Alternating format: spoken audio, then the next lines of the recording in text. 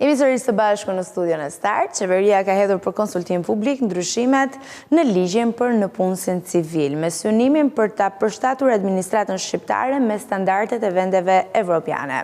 Projekt ligji sjell një sër rishikimesh në mënyrën se si rekrutohen, vlerësohen dhe menaxhohen punonësit e shtetit nga testet kombëtare dhe deri tek puna hibride dhe shpërblimet për performancë. Çfarë ndryshon konkretisht për nëpunësit civil? Ato të bëhet administrata më drejt, më profesionale dhe më afër qytetarit për t'i analizuar e për t'i diskutuar të gjitha këto. Në studio kam një mik të Start edhe ekspertin e punësimit Klodian Shaqiri. Mirëmëngjes Klod, mirë se erdhe. Mirë. Tani po flasim për një frymë të re në administrata, mund ta themi këtë duke parë këtë projekt ligji i cili është hedhur për konsultim publik? Është një tentativë. Okej, një tentativë. Është një tentativë për të sjellë diçka më të re, diçka më efikase, diçka që të zhbëj atë që është bërë gjatë gjithë këtyre viteve. Pra një problematik që në një lloj mënyre ka krijuar goxha pengesa. Pengesa dhe pakënaqësi nga. Pengesa dhe pakënaqësi. Të gjithë mund të themi që ne si marrës së këtij shërbimi për herë kemi ato rezervat tona në zgjidhjen e problematikave tona.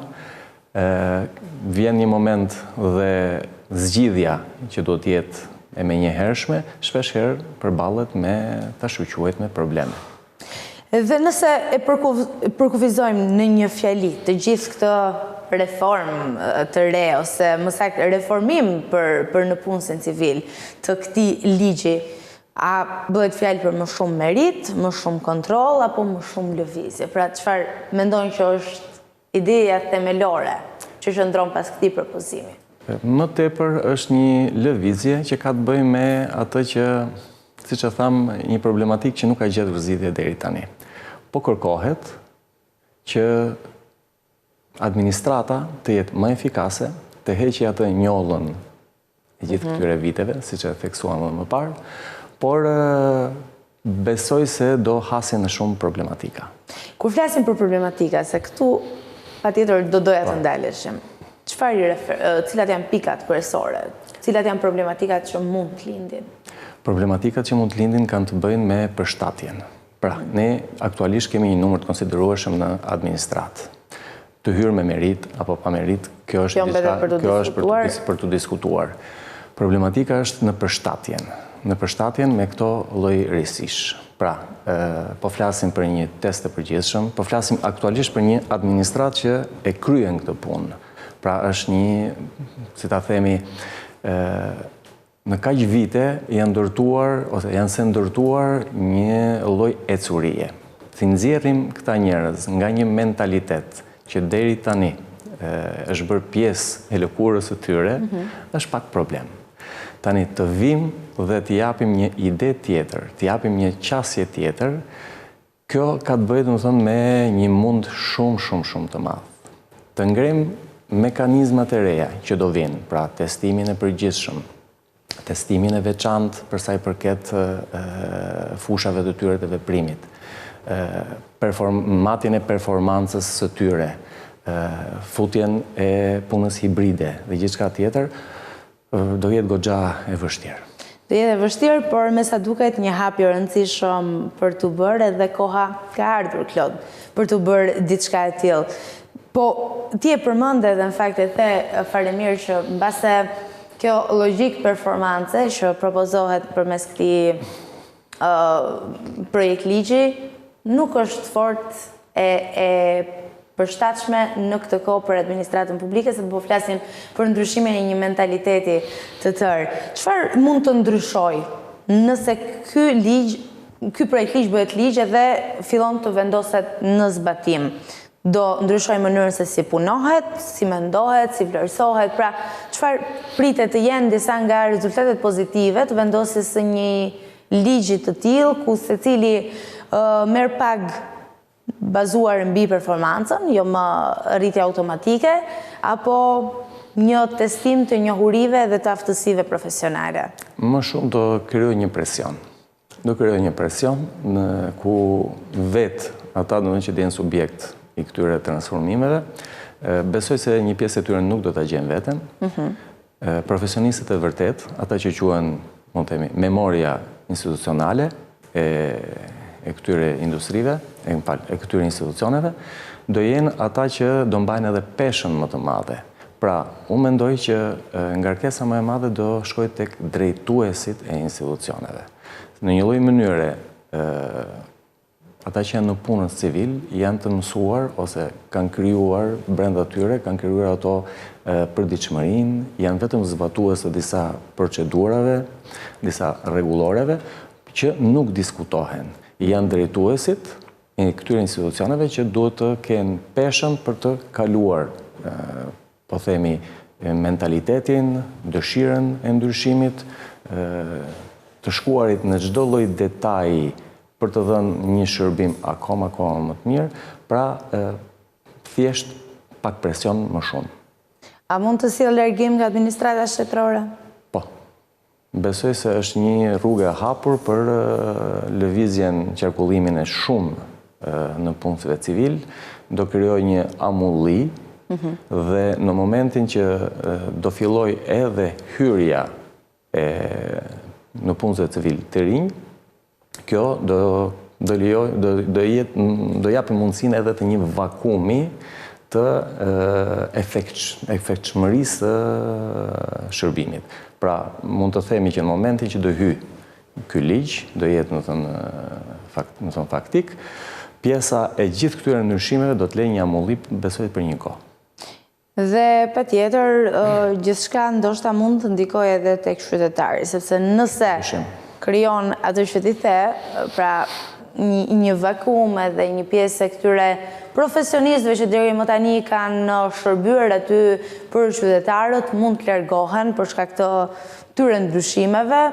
A ka gjasa që qytetari mbetet pa shërbim, krijoj një rrëmuj, le ta themi kështu? Është pa evitueshme. Është pa evitueshme sepse, siç thash, vetë lëvizjet, vetë hyrja në atë që quhet ritëm do krijoj pak probleme. Ama çdo e re vjen me problemet e saj. Jam i gëzuar për risit, më pëlqejnë për herë risit, për herë ato risi që sjellin me kohën efektshmërinë, po duhet jemi të gatshëm që të përballemi edhe me këtë lloj problematike. Nga ana tjetër, po flasim për disa ndryshime në shtet, por ndoshta kjo mund sjell edhe rrezikun e rrjedhjes së trurit drejt sektorit privat. Të duket i besueshëm dhe i mundur një skenar i tillë? Mund të ndodhë, por mund të them, e kam theksuar edhe një herë tjetër, shpesh sektori, ata që zgjedhin të jenë në sektorin shtetëror, hasin pak vështirësi në atë që quhet sektor privat. Nuk po hyj në detaje, po kaloj... Jo, do doja të hynim në detaje. Cilat janë arsyet? Cilat janë arsyet që shndrojnë pas këtij mendimi? Sepse mund të themi që nëse po flasim për një institucion shtetëror në një lloj mënyre në tjetër i ka ato kufit e tija. Pra kufit e veprimit. Kërkesat ose hapësira e veprimit në punëse civil është shumë e kufizuar. Kurse në sektorin privat, kërkesa, ngacmimi, ajo që quhet shtys për performancë dhe shumë të tjera, janë të një niveli tjetër. Në rastet e mia, kam parë në punës civil, që kanë kërkuar të përshtaten në sektorin privat dhe të themi të drejtën vetë mentaliteti, mënyra e punës, në thënë ka pasur një lloj përplasje dhe... Pra, janë dy sektor të ndryshëm, dhe kur ke një kohë të gjatë që punon në administratën shtetërore, mbase të shkosh drejt privatit, do të hasë disa vështirësi. Po në këtë botë, Klod, mbi jeton ai që përshtatet. Ç'të thuhet? E vërtet. Janë ligje natyre dhe pastaj praktikohen edhe në vende të tjera. Një nga pikat e tjera të propozuara është puna hibride. Pra ti ofrosh punonjësit më shumë fleksibilitet në ndarjen mes jetës së tij profesionale dhe asaj personale. Patjetër ky është një hap drejt kohës. Ne jemi duke jetuar në këtë kohë moderne, teknologjia na mundëson që disa detyra të realizojmë thjesht edhe nga shtëpia, mjafton të kemi një mjet teknologjik, por pyetja që lind natyrshëm është, a ka administrata jon infrastrukturën dhe mbi gjithçka tjetër disiplinën për ta bërë funksionale punën hibride. Se është një propozim i drejtë edhe tingëllon shumë mirë në momentin kur e dëgjon. Po kur mbetemi tek zbatueshmëria, mund të lindin pikpyetje të ndryshme. E vërtet. Ne patëm shembullin para disa viteve që mund të themi në një lloj mënyre u barrikuam të gjithë nëpër shtëpi. Pandemia. U barrikuam nëpër shtëpi dhe ajo që bashkë me ta ishte edhe në punësit civil. Arritja e zgjidhjes kuptohet që nuk është se ishte nga më e përshtatshmet. Pra për sektorin shtetëror e shoh pak problematike, sepse ajo që siç e thatë edhe ju, pjesa e infrastrukturës, pjesa e akseseve, pjesa e veprimtarisë përditshme, nuk besoj se do jetë në shumë në favor të punës hibride.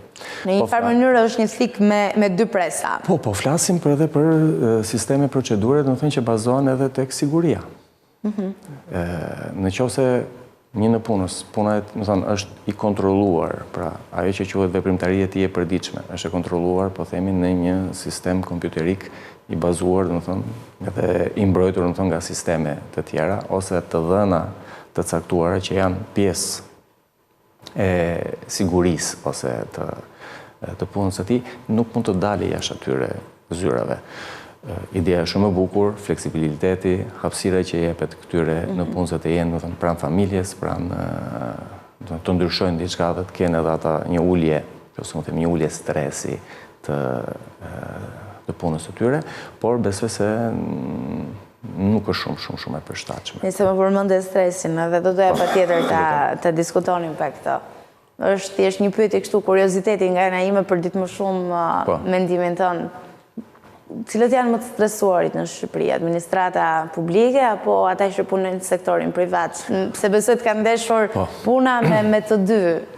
Janë të dy. Janë të dy mund të themi gati në të njëjtin lloj niveli, për faktin sepse nëse folëm që në punën civil është i kufizuar dhe shpeshherë edhe me dëshirën e mirë që të prodhojë dhe të japë një rezultat, prap është i kufizuar në atë që quhet përshkrimi i punës së tij dhe ndalet. Dhe për të çuar përtej një procedurë, për të çuar përtej një praktikë të tij, për herë është i detyruar që të marrë një konfirmim pjesë e punës së tij. Pra duhet jetë gjithmonë dikush që e konfirmon çdo detyrë dhe çdo proces të tij. Është ka një kontroll. Pra nuk kjo prodhon edhe kjo stres. Sado që do det, të realizojë. Pjesa e sektorit privat ndryshon pak vetëm në faktin që në shumë raste del në punësi ose punëmarrësi del përtej përshkrimit të tij të punës për të arritur rezultatin. Edhe kjo është stres vete. Ndonjëherë për të arritur rezultatin dhe ndonjëherë i detyruar nga rrethana. Kështu që patjetër është e kuptueshme që në të dy sektorët ne kemi stres edhe mbase duhet ta përqendrojmë pak vëmendjen edhe tek mirëqenia emocionale e punonjësit, sepse ndonjëherë harrohet që aseti më i çmuar i çdo kompanie është punonjësi dhe duhet kujdesemi edhe për gjendjen e tij emocionale. Po nga ana tjetër do doja ndaleshim pak tek të rinjt, sepse sot mund të jenë duke studiuar, nesër do të jenë ata që do të shërbejnë qytetarëve në administratën publike. Çfarë do t'i bënte vërtet të rinjt shihnin administratën si një vend ku ja vlen të ndërtojnë karrierë, nuk po flasim për gjetur një vend pune dhe për të bërë të njëjtat gjërat çdo ditë, pra të kap rutina, por ku ti shkon me synime të qarta për të kaluar me hapa të ngadalt, po të sigurt në një pozicion që të ngrenë në karrierë, të ndërton një karrierë. Kemi disa shembuj nga vende perëndimore, ku ajo që quhet hyrje në botën e administratës është e mirë përcaktuar me ata që quhen shkollat të administratës. Pra, unë në këtë lloj rasti do kisha pëlqyer më tepër një nismë ku vetë studentët e ekselencës të zgjidhnin, të ndiqnin programe, kuptohet, shtetërore, ku në hakun kohor të 2 viteve, 3 viteve, të përgatiteshin për administratën publike. Kjo do krijonte edhe një lloj stabiliteti. Stabilitet për pjesën hyrëse, pra një afat... Ti ke një eksperiencë më parshme, ti e një këtë fushë. Një afat kohor, ku merren të gjitha dijet, po flasim që nga pjesa e dijeve normale për punën që të zhvillohet në fushat të caktuara, në fushën e financës, në fushën juridike, fushat të ndryshme të specialiteteve të ndryshme, por vendoset edhe që quhet mentalitet, ku hierarkia, zbatimi i programeve të lidhura drejt për drejt me vendimet e ndryshme të qeverisë, gjenë zgjidhje. Kjo çfarë do sillte? Do sillte një stabilitet vetë në administratën publike. Pra, nëse aktualisht shpeshherë ku shkojmë në një sportel, nuk gjejmë të njëjtin person, i famshmi turnover, pra qarkullim i njerëzve. Nuk gjejmë të njëjtin person, nuk gjejmë një praktik që të vazhdoj në mënyrë të rrjedhshme. Këtu japim një ide shumë të saktë, shumë të thjeshtë. Këta njerëz, këta student ekselence, siç përmendet, fillojnë një rrugëtim, ky rrugëtim i mirë përcaktohet, ky rrugëtim i vendoset që në fillim ta shoqërohet me ajo harta e famshme e karrierës, ku secili mund të fillojë dhe të kërkojë. Të kërkojë, domethënë të ngjisë shkallët pak nga pak.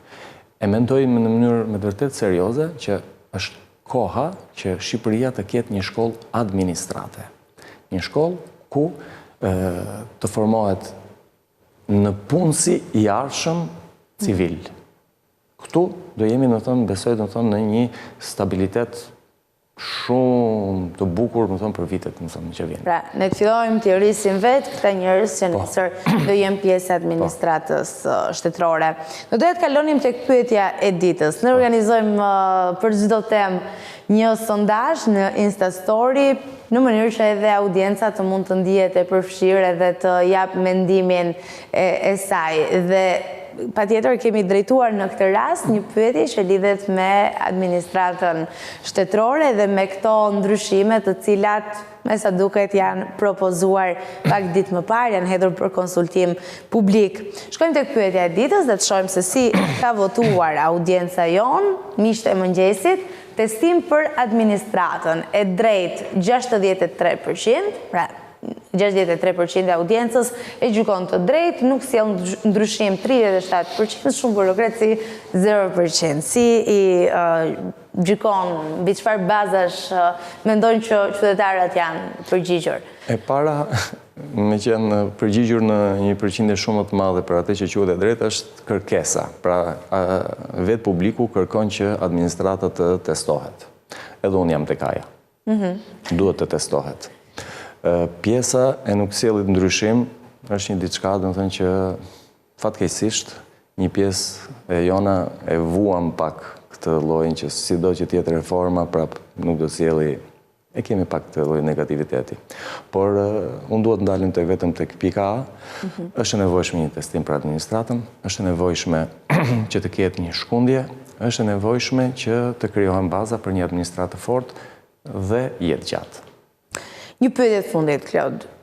Ti thua dhe besoj në këtë pikë bjem dakord pjesa më e madhe, që po duhet ketë një testim për administratën në fund të ditës, edhe mua si profesioniste e fushës në cilën punoj, nëse do të kërkoj një testim, do isha plotësisht e gatshme ta bëj ashtu siç do bënte çdo profesionist dhe patjetër edhe qytetarët e shohin të drejtë në këtë rast. Por çfarë mendon se duhet testohet realisht kur flasim për administratër? Fusha duhet të jenë të ndryshme. E para duhet të jetë ajo për atë çfarë ai zhvillon në proceset e tij punës. Pra, nëse flasim për një ekonomist, duhet të ndalet tek dija e tij, domethënë për sa i përket kësaj lloji hapësire, duhet të jetë koherent me atë që quhet të kuptoj pjesën dhe zbërthimin e asaj që e institucionit vetë, pra do të kuptoj cilat janë në pjesën, në horizontin e madh veprimtaria e institucionit. Do dalim edhe tek disa gjëra që quhen soft skills, pra tek ajo po flasim dhe që janë shumë të vlerësuara në epokën në cilën ne jetojmë. Normale. Pra në momentin që ne po kalojmë, ne shkojmë trokasim në një derë dhe minimalisht ne kërkojmë atë që quhet empati.